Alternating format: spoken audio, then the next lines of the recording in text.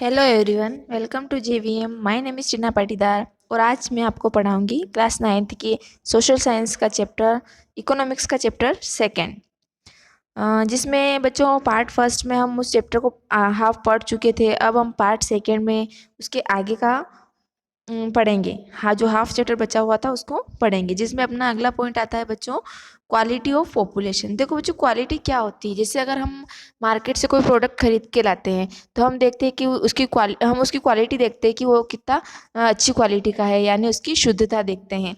वैसे ही पॉपुलेशन की क्वालिटी जो होती है बच्चों, वो डिपेंड करती है उसके लिटरेसी रेट पे और हेल्थ पे, यानी वो कितने वहाँ उस पॉपुलेशन में कितने लोग पढ़े लिखे हैं, उनकी हेल्थ कैसी है, इन चीज़ों पे वो डिपेंड करती हैं। इसके अलावा अगर लाइफ एक्सपेक्टेंटली एंड स्किल फॉर्मेशन, मतलब अगर कंट्री के लोग अच्छे पढ़े लिखे होंगे, अच्छी उनकी हेल्थ होगी तो वो अच्छा वर्क करेंगे और वो एक तरह से एसेट बनेंगे। मतलब कंट्री के लिए क्या बनेंगे? एसेट बनेंगे। एसेट यानी कमाई का साधन बनेंगे। वो अपनी कंट्री को कमाई करके देंगे, यानी एक टैक्स के रूप में वो पे करेंगे।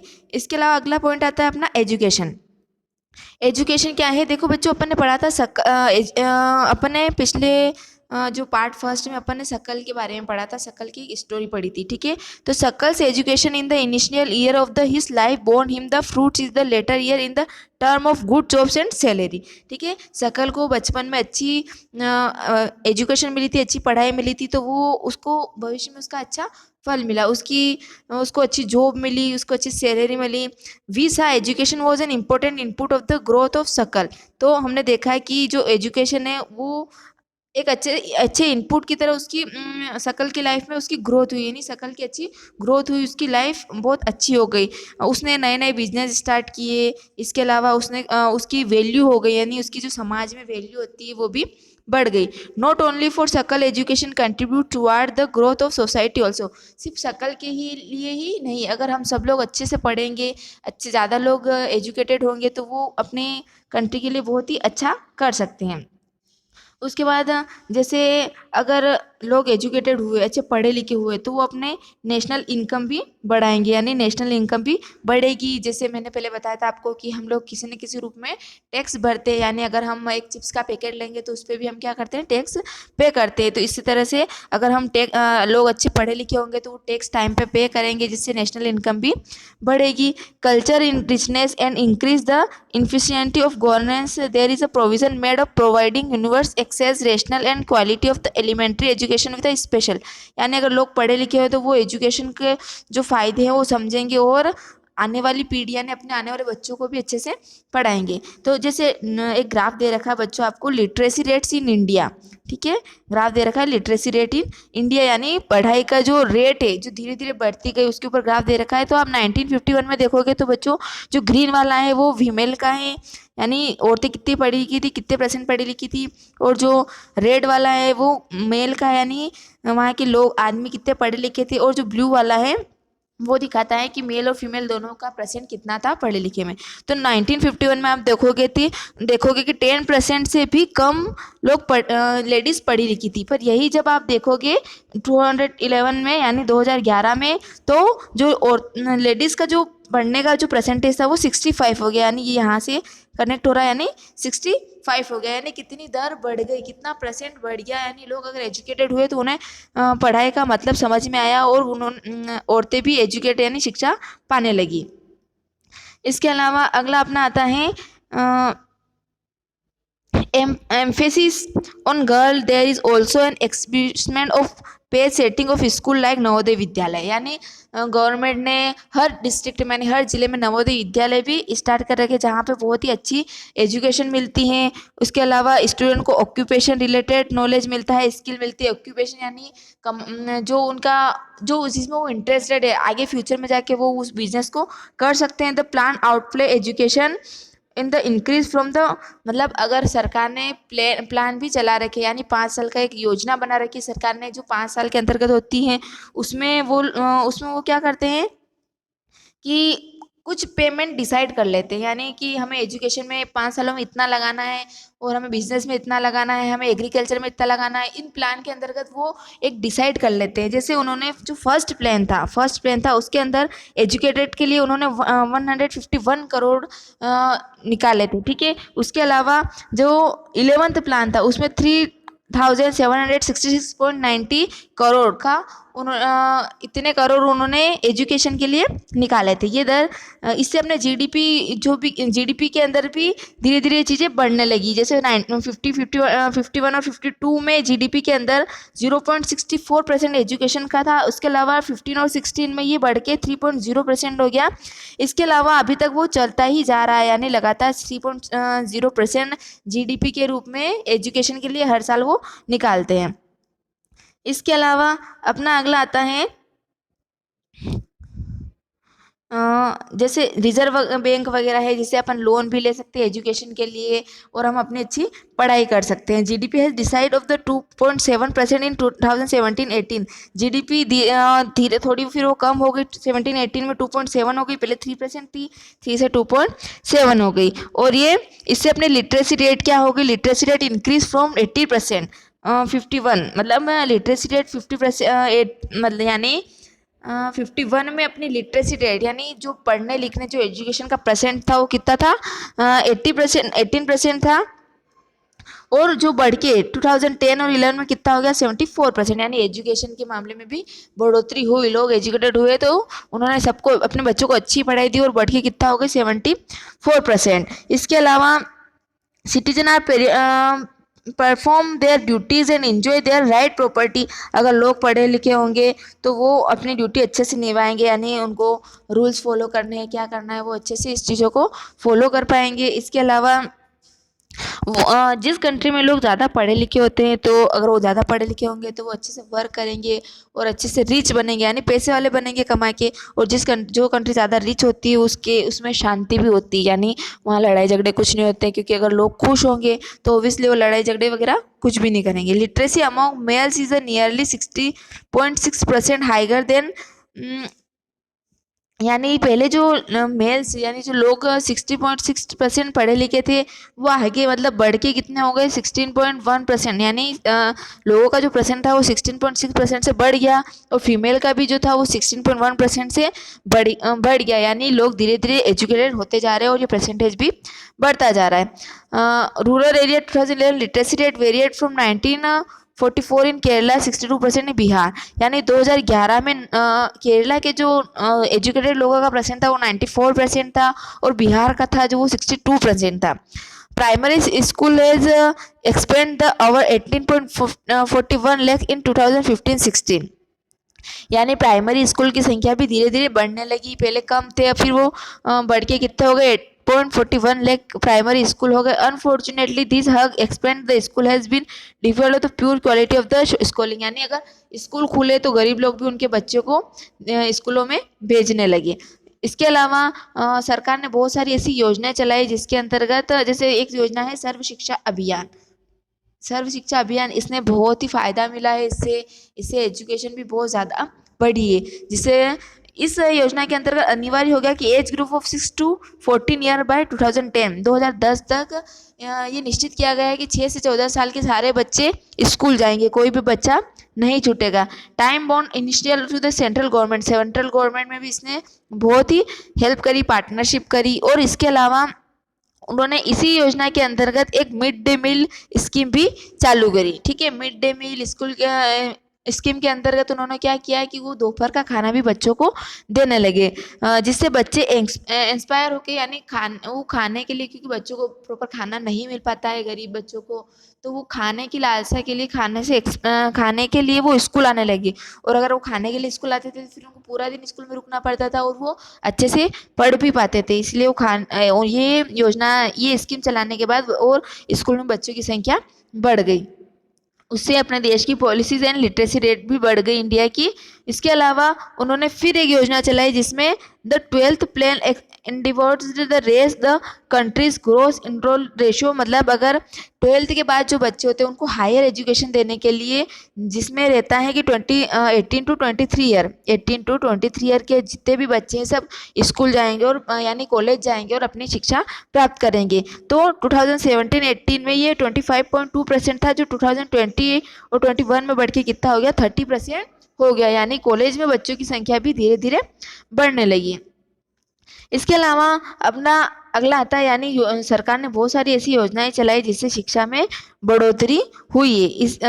और अगला आता है बच्चों ने state specify curriculum modification, vocationalisation, networking and information technology, सारे क्षेत्रों में तरक्की की है बच्चों ने। यानी सबने, कोई इंजीनियर बन गया, कोई सॉफ्ट इंजीनियर बन गया, कोई डॉक्टर बन गया, सारे क्षेत्रों में बच्चों ने बच्चों ने तरक्की की है और अपनी जो लिटरेसी रेट है वो भी बढ़ गई है। जिसे अगला है distance education coverage for formal non formal distance IT education institute over the past 15 year.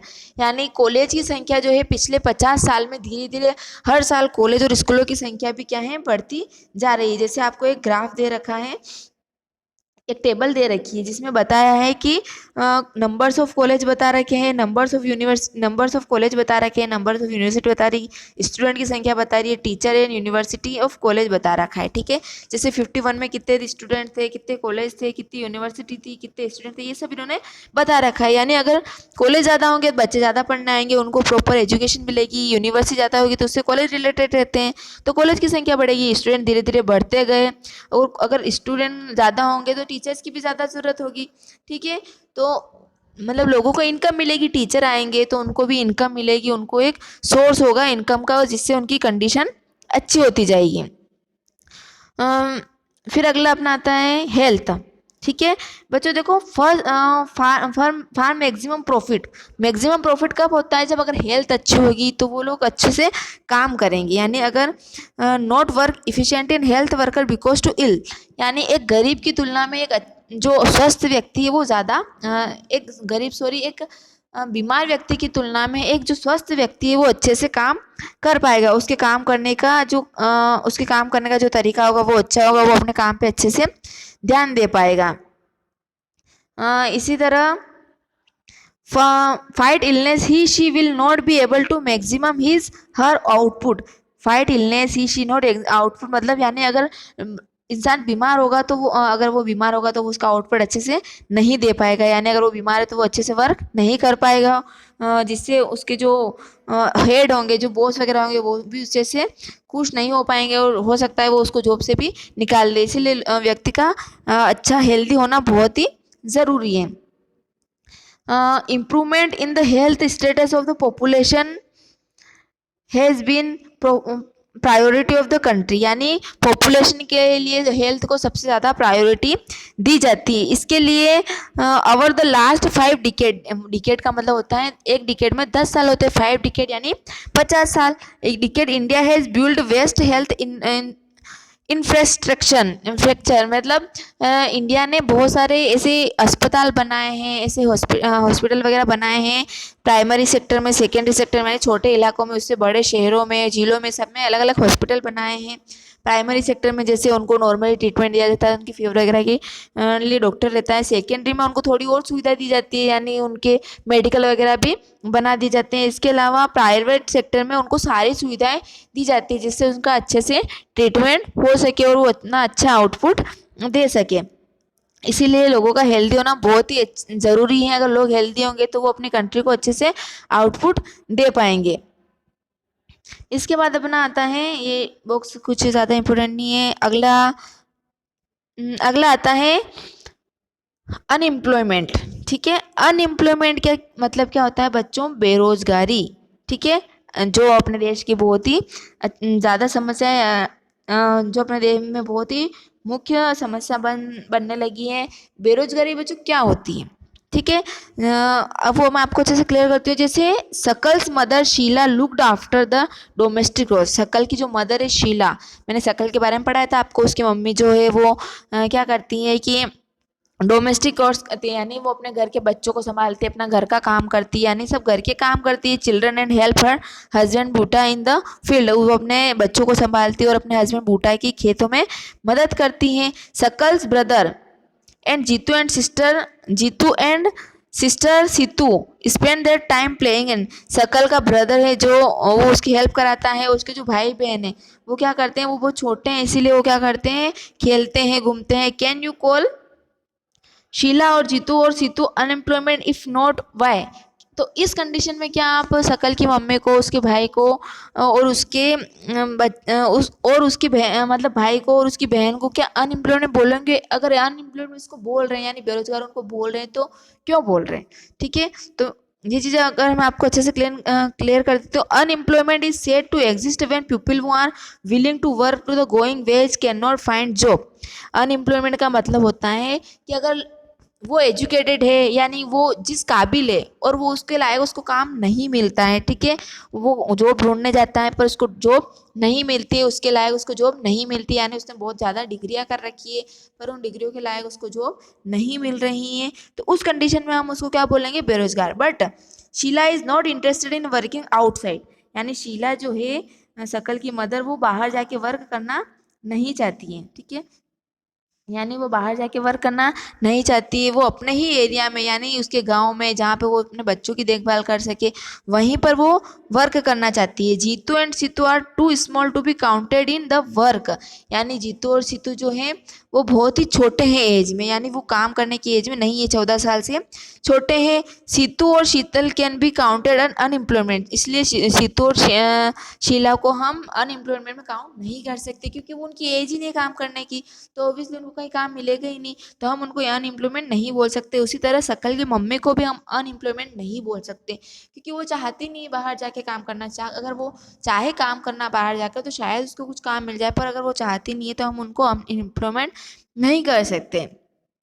The work force population include people from 15 year to 59 year, यानी वर्क के लिए 15 टू यानी 15 से 59 साल के लोगों को ही हम काम के लिए फोर्स कर सकते हैं।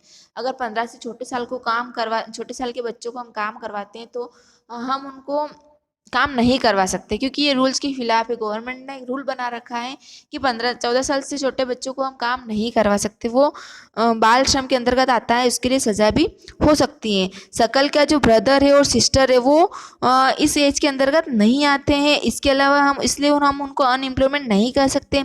शकल की मदर शीला फैमिली के साथ रह के वर्क करना चाहती है, इसलिए हम उनको भी अनएम्प्लॉयमेंट नहीं कह सकते। इसके साथ शकल के जो ग्रैंडफादर है उनकी एज 59 से ज़्यादा है, इसीलिए हम उनको भी अनएम्प्लॉयमेंट नहीं कह सकते, ये लोग इस एज की लिमिट के अंतर्गत नहीं आते हैं। इसीलिए शकल की story can not be called unemployment, शकल की स्टोरी में जो भी मेंबर है हम उनको अनएम्प्लॉयमेंट नहीं कह सकते। In case India we have unemployment in rural and urban area, India के अंदर रूरल और अर्बन एरिया में अलग अलग तरह के अनएम्प्लॉयमेंट होते हैं। दो तरह के अनएम्प्लॉयमेंट होते हैं रूरल एरिया में, दो तरह के अनएम्प्लॉयमेंट होते हैं, सीजनल और डिस्गाइज्ड अनएम्प्लॉयमेंट, ठीक है, सीजनल और डिस्गाइज्ड अनएम्प्लॉयमेंट दो तरह के अनएम्प्लॉयमेंट होते हैं, तो इनके बारे में मैं आपको बताऊंगी। जैसे फर्स्ट है सीजनल, ठीक है, सीजनल अनएम्प्लॉयमेंट क्या होता है? तो देखो seasonal unemployment happen when people are not able to find jobs during some month of the year. Seasonal का मतलब होता है लोगों को साल के कुछ महीने ही जॉब नहीं मिलती हैं, बाकी कुछ महीने उनको अच्छे से सैलरी मिल सकती है। ये प्रॉब्लम खासकर कहाँ आती है? एग्रीकल्चर में, ठीक है, एग्रीकल्चर में हमने देखा है कि एग्रीकल्चर के अंदर there are certain busy season when sowing, harvesting, weeding and threshing is done, यानी कुछ महीने तो जो मजदूर होते हैं वो बिजी रहते हैं इन चीज़ों में। जैसे सबसे पहले वो क्या करते हैं, वो अपने खेत की जुताई करते हैं, फिर बुआई करते हैं, फिर कटाई, निंदाई वगैरह करते हैं, इन चीज़ों में वो क्या करते हैं? बिजी रहते हैं। But certain month do not provide much work to the people dependent on agriculture, यानी कुछ महीने उनको इसमें कुछ वर्क नहीं मिलता है, यानी जैसे गर्मी के दिनों में जो मजदूर है वो फ्री बैठे रहते हैं, उनको किसी तरह से कोई मजदूरी नहीं मिलती, कोई इनकम नहीं मिलता, क्योंकि खेती का जो टाइम है वो बरसात से शुरू होता है और सर्दी तक ख़त्म हो जाता है। गर्मी में वो लोग फ्री बैठे रहते हैं, यानी साल के कुछ महीने वो क्या रहते हैं? बेरोजगार रहते हैं। In case of disguised unemployment people appear the employed there have agriculture plot where they find work. This usually happen among family member engaged to agriculture activity. ठीक है। और अगले मतलब अगला में क्या होता है कि जैसे मान लो कि किसी के पास 1 बीघा ज़मीन है, ठीक है, और उनकी फैमिली में 5 मेंबर हैं, ठीक है। अगर उनकी फैमिली में 5 मेंबर हैं तो जैसे मान लो 5 में से 3 पीपल आर एक्स्ट्रा, ठीक है, 2 पीपल एंगेज्ड, 8 पीपल, ठीक है, 2 पीपल जो है वो खेती में वर्क कर रहे हैं, ठीक है, बाकी जो 3 पीपल है वो एक्स्ट्रा है उनकी फैमिली में।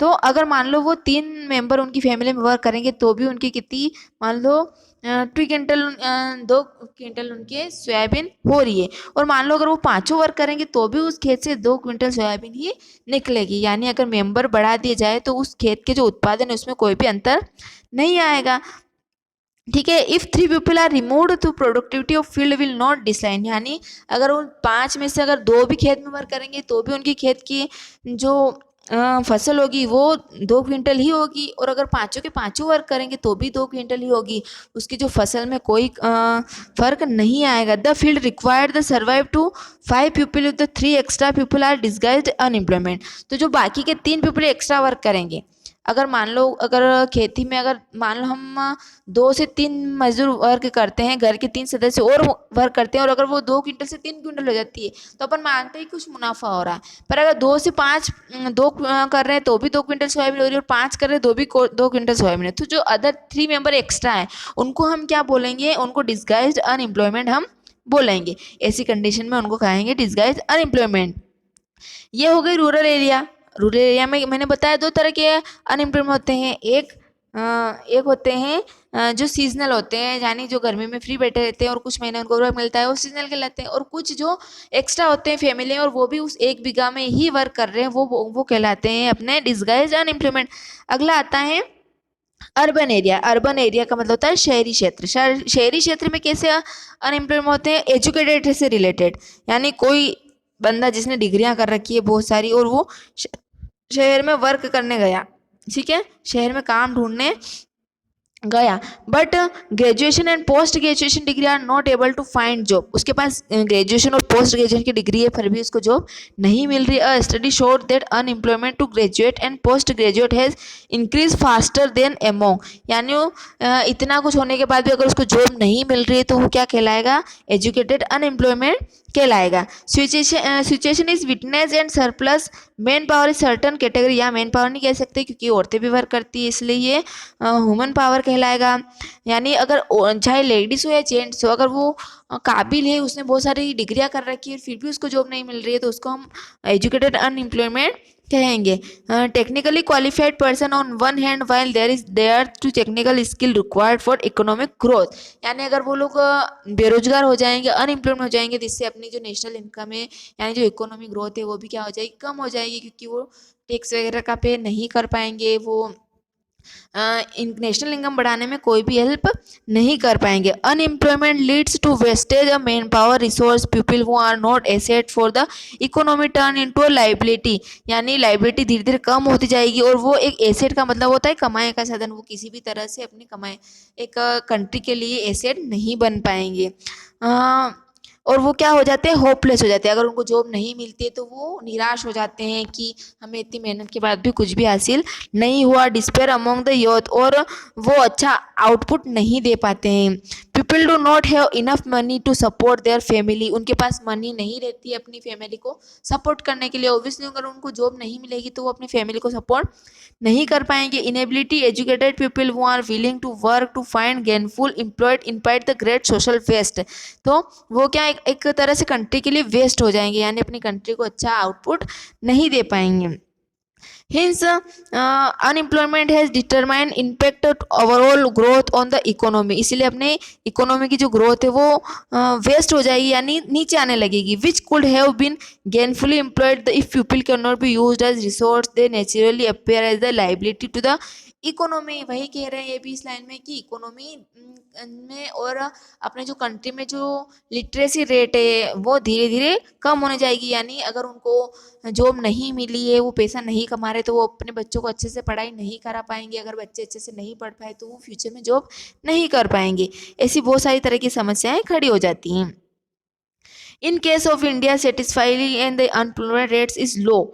इंडिया में धीरे धीरे अनएम्प्लॉयड यानी बेरोजगारी की संख्या धीरे धीरे कम होती जा रही है। A large number of people represented with low income and productivity are counted as employed. मतलब लोग अगर थोड़ा भी कमा रहे हैं या ज़्यादा कमा रहे हैं, पर वो लोग कुछ ना कुछ वर्क ज़रूर करते हैं। They appear to work throughout the year but the term of their potential and income. वो साल के कुछ ही महीने काम करते हैं या फिर उनकी सैलरी कम होती है, पर फिर भी उनमें एक इनकम होती है, वो अपने फैमिली के लिए एक सहारा बन सकते हैं। It is not adequate for them the work that they are pursuing. यानी कुछ लोग ऐसे होते हैं जो जिस वर्क के वो लायक होते हैं, बट उनको वो वर्क नहीं मिल पाता है। यानी जैसे मान लो किसी ने इंजीनियरिंग कर रखी है, ठीक है, बट अगर उनको वो जॉब ढूंढने के जाते हैं, बट उनको इंजीनियरिंग की जॉब नहीं मिलती है, फिर वो क्या करते हैं, seems forced upon them they made their for want other work. यानी फैमिली के फोर्स की वजह से उनको अपना घर का खर्चा तो चला नहीं है, तो वो क्या करते हैं कि कुछ और वर्क कर लेते हैं। भले वो इंजीनियर है, तो फिर वो इंजीनियरिंग की जॉब नहीं करेंगे, वो क्या बन जाएंगे, टीचर बन जाएंगे या फिर डॉक्टर बन जाएंगे। डॉक्टर तो बन नहीं सकते ऑब्वियसली, इंजीनियर डॉक्टर ही बनता है, बट वो टीचिंग की फील्ड में आ जाएंगे या फिर वो खेती करने लगेंगे या फिर किसी शॉप पे मतलब लेन देन के लिए बैठ जाएंगे, सामान देने के लिए बैठ जाएंगे, ऐसा कुछ अदर वर्क कर लेंगे। Poor people can not afford to sit idle. यानी जो गरीब लोग हैं वो फ्री नहीं बैठे रह सकते। आइडल का मतलब होता है खाली, खाली बैठे नहीं रह सकते हैं। दे they tend to engage in the any activities in irrespectively of its earning potential। यानी उनको अपनी फैमिली के सपोर्ट करने के लिए कुछ ना कुछ उनको वर्क करना ही पड़ेगा, छोटा मोटा कुछ भी वर्क उनको करना ही पड़ेगा। Their earning keep them on a bare substance there. चाहे वो उनकी लेवल यानी उन्होंने जितनी पढ़ाई कर रखी है उससे बहुत कम कमा रहे हैं जितना उनको कमाना चाहिए। यानी मान लो उनको किसी नॉर्मल अगर इंजीनियर है उनकी सैलरी 35-40 हज़ार तो होनी चाहिए, बट अगर उसको वो जॉब नहीं मिली और उसको फोर्स में आके उसको क्या करना पड़ा, कुछ छोटी जॉब करनी पड़ी जिसके लिए उसको 5-10 हज़ार रुपये ही मिल रहे हैं, तो भले वो उसके लिए बहुत कम है, जितना उसने अपने पढ़ाई पे खर्चा करा है उसके लिए वो बहुत कम है, फिर भी उसको वो करना पड़ेगा क्योंकि उसको फैमिली को सपोर्ट करना है, एक तरह से उसको फैमिली चलानी है। Moreover, the employment structure characteristic by self-employment in the contributes in the field even though not everybody is really needed to say their disguised unemployment in the agriculture। यानी अगर वो अनएम्प्लॉयमेंट है, बेरोजगार बैठा है, तो वो कुछ नहीं तो वो अपने खेती में भी वर्क करेगा। यानी उसकी पढ़ाई वो बेकार नहीं होगी, वो खेत में भी अच्छी टेक्निक से वर्क कर सकता है। एजुकेटेड लोग किसी भी तरीके से कमाई कर सकते हैं।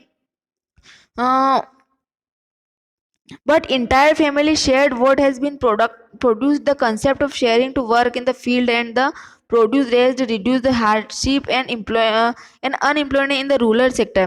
अगर वो अनएम्प्लॉयमेंट है तो वो खेत में जाके वर्क करेगा तो वो अच्छी टेक्निक से खेती कर सकेगा, अच्छी मतलब अच्छी यील्ड होगी उसको, यानी अच्छी पैदावार होगी उसकी खेती में, और वो अपनी फैमिली का घर खर्च आसानी से चला सकेगा। Gradually surplus labor from every household tends to migrate from the village in the search of job। इसीलिए अगर किसी के पास खेती कम है तो वो जॉब सर्च करने के लिए शहर जाते हैं। आजकल बहुत सारे लोग जो गांव में रहते हैं वो शहर जाना ज़्यादा पसंद करते हैं। यानी उनके घर पे अगर खेती कम है तो वो अर्बन एरिया में यानी शहरी इलाकों में जाएंगे, जॉब करेंगे और वहाँ जाके वो कुछ ना कुछ छोटी बड़ी जॉब कर ही लेते हैं। Let us discuss about the unemployment scenario in the three sector maintained earlier। agriculture in the most labor absorbing sector of the economy। यानी अपनी इकोनॉमी के लिए एग्रीकल्चर में ज़्यादातर लेबर चाहिए होते हैं, तो लोग को एक तरह से एग्रीकल्चर में जो लोग जिनके पास खेती होती है उनको तो कमाई मिलती है, इसके अलावा अगर वो मजदूर करते हैं तो उनको भी अच्छी इनकम हो जाती है और वो अपना घर खर्च चला सकते हैं। Dependence of the population of agriculture partly because the disguised unemployment discuss earlier. अपने जो इंडिया में है वो मतलब ज़्यादा लोग एग्रीकल्चर पर ही डिपेंड है कमाई के लिए, यानी इनकम के लिए एग्रीकल्चर पर ही डिपेंड है। Some of the surprise labour agriculture है मूड टू आइदर। यानी कुछ जो लोग हैं वो अगर उनको मजदूरी वो हार्ड वर्क नहीं कर सकते, खेती नहीं कर सकते, तो वो क्या करते हैं सेकेंडरी और टर्टरी सेक्टर यानी शहरी इलाकों में या अपने अपने से गांव से बड़े इलाकों में आ जाते हैं जॉब करने के लिए, फैक्ट्रियों के अंदर आ जाते हैं, कारखानों के अंदर वर्क करने लगते हैं।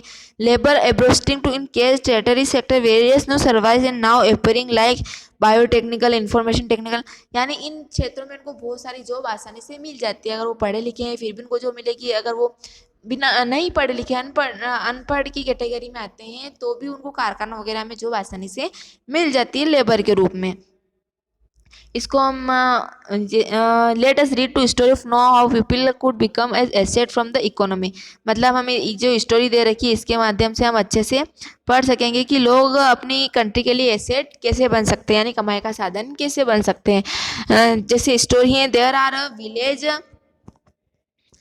Are a village inhabited by the several families. एक गांव में जिसमें बहुत ही कम मतलब थोड़ी सी फैमिलीज रहती हैं, यानी कुछ परिवार रहते हैं। Each family produced enough to feed in members.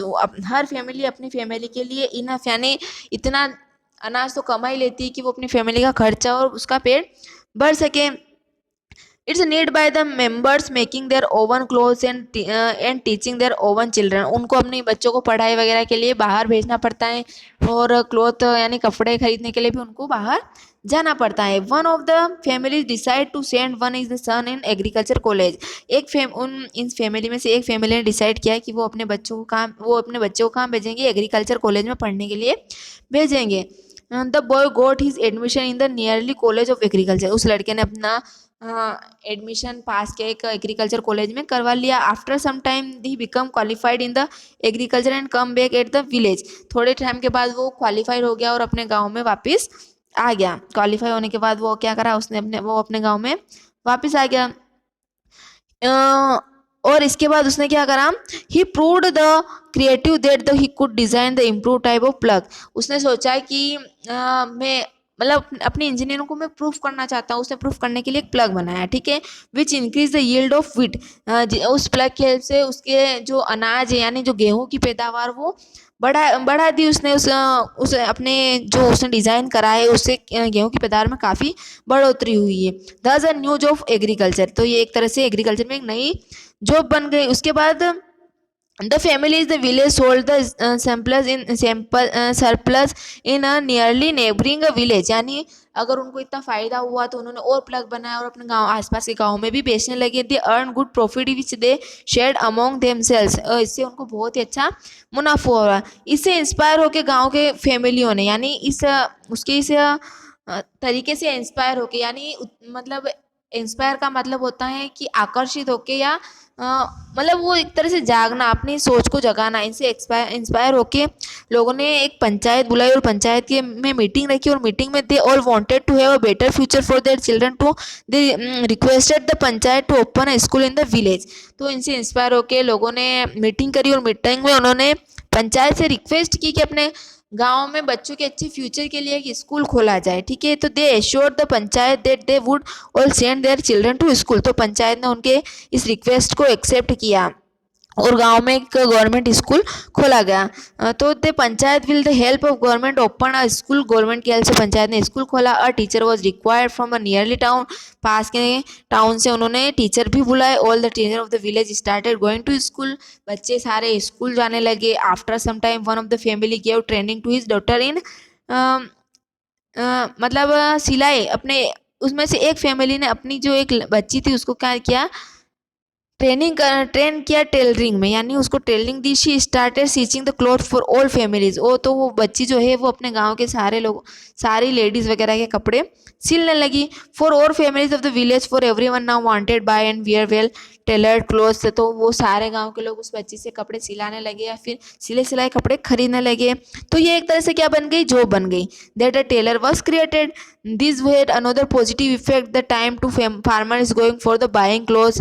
यानी जब लोग अपने बाहर गांव से कहीं से भी शहर से कपड़े लेने जाते थे तो उनका वो टाइम बच गया, उनको गांव में कपड़े मिलने लगे। तो वो अपना टाइम क्या है, खेती में लगाने लगे, ठीक है, ताकि खेत में वो ज़्यादा टाइम देने लगे तो उनको अपने खेत पे ध्यान देने का टाइम मिल गया और वो अच्छी पैदावार पाने लगे।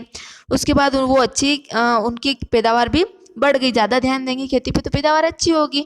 तो this was a beginning of prosperity, the farmers had more than what they would. तो वो जो करना चाहते थे खेती में, जितना वर्क करना चाहते थे वो अपनी खेती को उतना टाइम देने लगे।